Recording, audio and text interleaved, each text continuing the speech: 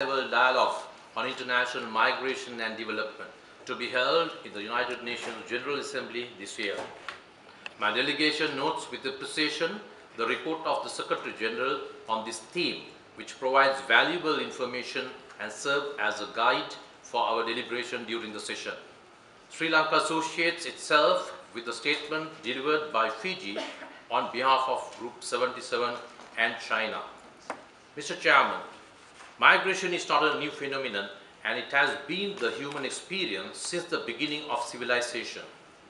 Some humans moved voluntarily, while others were forced to move to new lands.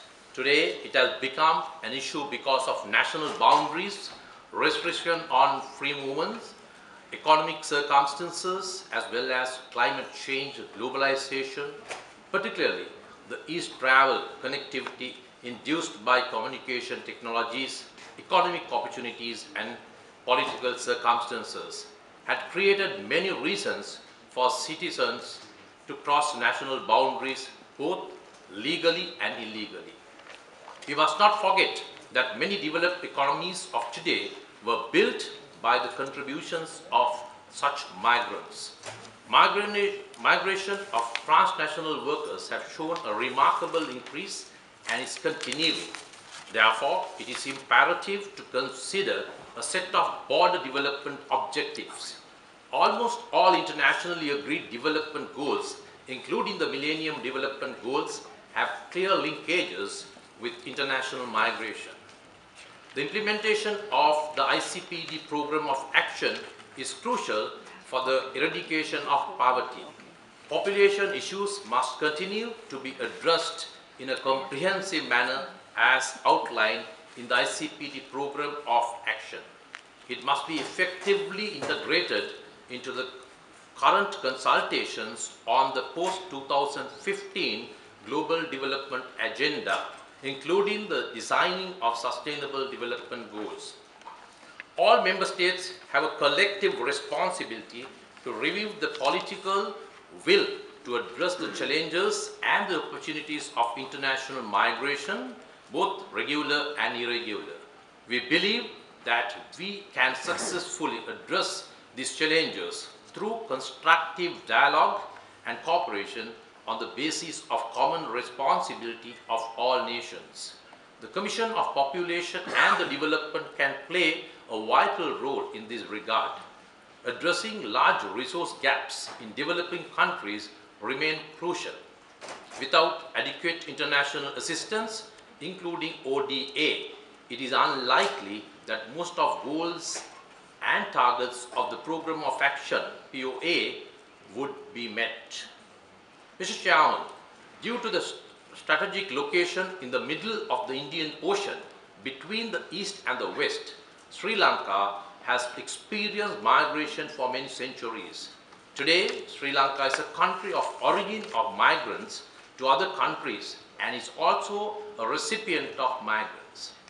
According to the 2011 estimates, the net migration rate of Sri Lanka is minus 2.16 migrants per thousand, which suggests that the number of immigrants is larger than immigrants. When compared with global statistics, this is still a low rate. At present, 23% of the total labor force, approximately 1.8 million, is engaged in the foreign employment and contribute significantly to our national economy. Both skilled and unskilled labor categories have recorded significant increases in migration statistics, especially to the Middle East, since the early 1980s. About 60% of the migrant workers are unskilled, and about 48% of them are female domestic workers. Emerging East Asian economies have also provided many opportunities for Sri Lankan migrant workers. We are now in the process of increasing the percentage of skilled workers. Concerns of Sri Lankan women migrant workers population, particularly those in unskilled and housemaid categories, have received priority attention of the relevant line agencies and the political leadership. Sri Lankan policy on migration provides for the children of migrant mothers.